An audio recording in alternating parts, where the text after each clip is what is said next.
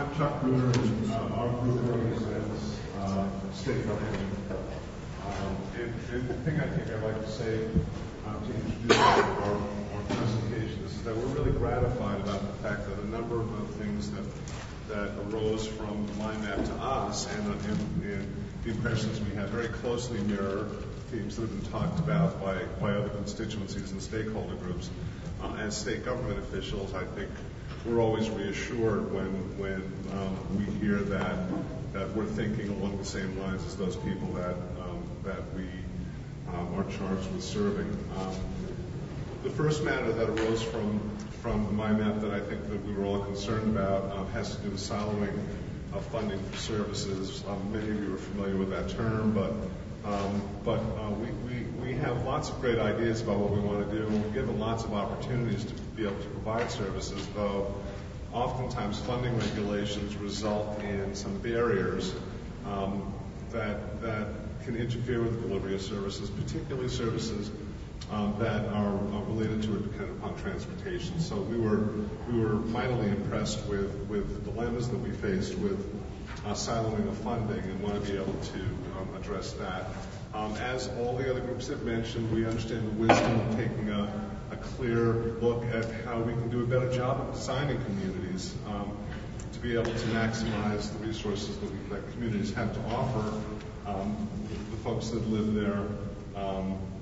We'd like to be able to focus on smart growth and sustainable growth, as well as some very basic things, some things that could contribute to mobility of folks that live in communities, curb cutouts, things like that, so that folks can get around more. We also have talked about our obligation to make sure that we deliver government services in a thoughtful and strategic fashion so that we can bring services to our communities.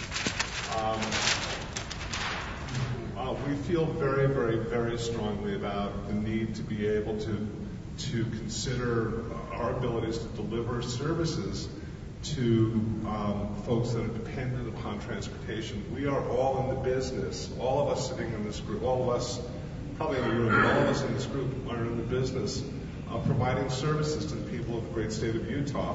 And we understand our obligations to provide those services to those of us that require help with their mental health or substance abuse needs, or families, or children, or those with disabilities. And we want to make sure that we come up with ways to be able to meet the needs of our population that require transportation in order to be able to avail themselves of services. We understand the needs for considering funding issues to be able to facilitate that, and that relates back, I think, most of all to the siloing that has become kind of a cliche, but is such an impediment to the delivery of services in a lot of cases. We'd like to be able to come up with creative solutions to that. We understand that we need to improve public ideas regarding using transportation.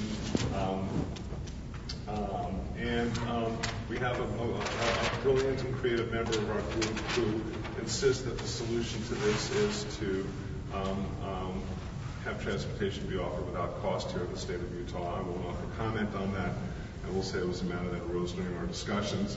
And finally, I think what we came to understand that there is real impacts on the capacity to provide services here in the state of Utah because of transportation issues, both with regard to workforce as well as to access to those services by those that need them and who are transit dependent. So we are running into capacity problems. The final thing we said, and I think it was very eloquently stated by our friends and colleagues in the NGO group, there's a real circularity to this. We understand that in this area what goes around comes around, and there is not a simple solution. There's a solution that's going to involve embracing this kind of circularity and being able to find out how to divert it in a direction that's more productive for us. Thank you.